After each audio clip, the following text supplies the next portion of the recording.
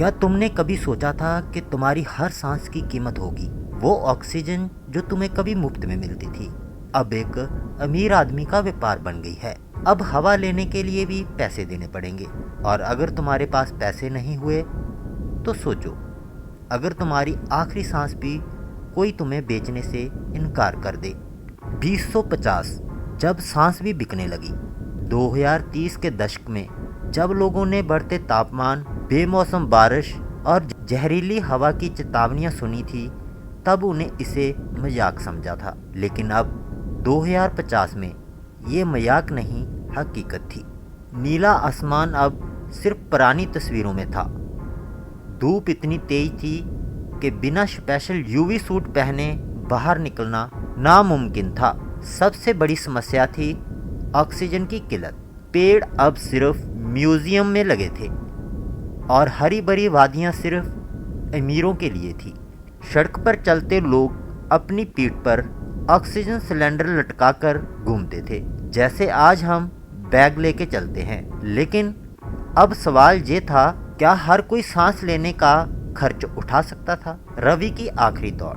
रवि एक आम इंसान जिसने कभी सोचा भी ना था कि एक दिन उसे जीने के लिए हवा खरीदनी पड़ेगी। वो सुबह उठा, लेकिन उसके ऑक्सीजन सिलेंडर में बस 45 मिनट की सांस बची थी। उसका अगला रिफल आज ही होना था, लेकिन सरकारी सप्लाई सेंटर पर लंबी कतारें थी। बस आधे घंटे का ही ऑक्सीजन बचा है, मुझे जल्दी कुछ करना होगा। रवि दौड़ने लगा, लेकिन ऑक्सीजन कम होने से उसकी सांसें फूलने लगी। सड़क पर लगे ऑक्सीजन लेवल इंडिकेटर्स दिखा रहे थे कि वायु प्रदूषण का स्तर 500 प्लस AQI था, जिसमें बिना सिलेंडर के कुछ मिनट भी जिंदा रहना मुश्किल था। उसने अपनी जेब टटोली, सिर्फ 1000 रुपये थे। उसने एक प्राइवेट ऑक्सीजन सेंटर की तरफ दौड़ लगाई।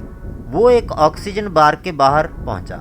वहां एक बोर्ड टंगा हुआ था, शुद्ध ऑक्सीजन 1 लीटर 5000 रुपये। रवि के होश उड़ गए। उसने हाथ जोड़कर गिड़गिड़ाया, भाई मेरे पास सिर्फ 1000 रुपये हैं, बस थोड़ी ऑक्सीजन दे दो, मैं बाद में पैसे चुका दूंगा। दुकानदार ने उसे ऊपर से नीचे तक देखा और हंसते हुए कहा, मुफ्त में कोई सांस नहीं देता, मर जाओ। रवि के हाथ पैर ठंडे पड़ने लगे, उसकी सांसें धीमी होने लगी। उसने अपने दोस्त अजय को कॉल किया, भाई ऑक्सीजन खत्म हो रही है, प्लीज थोड़ी सी दे दो। अजय की आवाज़ आई, रवि मेरे पास भी सिर्फ 30 मिनट की ही बची है, मैं तुझे दूंगा तो मेरा क्या होगा? अब रवि के पास ब्लैक मार्केट ही एकमात्र रास्ता बचा था। रवि एक अंधेरी गली में पहुंचा। यहाँ लोग चोरी छिपे ऑक्सीजन बेच रहे थे। यहाँ सांसें महंगी और इंसानियत सस्ती थी। भाई बस 10 मिनट की सांस चाहिए प्लीज। दुकानदार ने कहा, 10,000 रुपये दे दो। रवि ने कांपते हुए कहा, मेरे पास पैसे नहीं हैं, मैं कल दे दूंगा। दुकानदार ने उसकी ओर घुरना से देखा, तो मर जा। रवि अब थक चुका था, उसकी धड़कनें धीमी पड़ने लगी, आंखों के आगे अंधेरा छाने लगा। उसने अपनी घड़ी देखी, 0 मिनट, टाइम अप। रवि घुटनों के बल बैठ गया। उसने अपनी जेब से बचपन की एक फ़ोटो निकाली, जिसमें वो अपने दोस्तों के साथ हरी भरी वादियों में खेल रहा था। काश हमने समय रहते प्राकृतिक को बचाया होता। काश हमने ये दिन आने से पहले ही संभालने की कोशिश की होती। वो ज़मीन पर गिर पड़ा। उसकी आंखें खुली थी, लेकिन सांसें बंद हो चुकी थी। पास से गुजरते लोग उसे देखकर भी अनदेखा कर रहे थे। किसी के पास एक सांस देने के लिए भी वक्त नहीं था। आज हमने पर्यावरण को बर्बाद कर दिया, कल हमारी आने वाली पीढ़ियां हमें कोसेंगी। क्या तुम उस भविष्य का हिस्सा बनना चाहोगे? यहाँ हवा भी बिकेगी, जागो इससे पहले कि बहुत देर हो जाए। क्या आप इस तरह के भविष्य की कल्पना कर सकते हैं? अगर नहीं तो अभी से जागरूक बने और अपने पर्यावरण को बचाएं।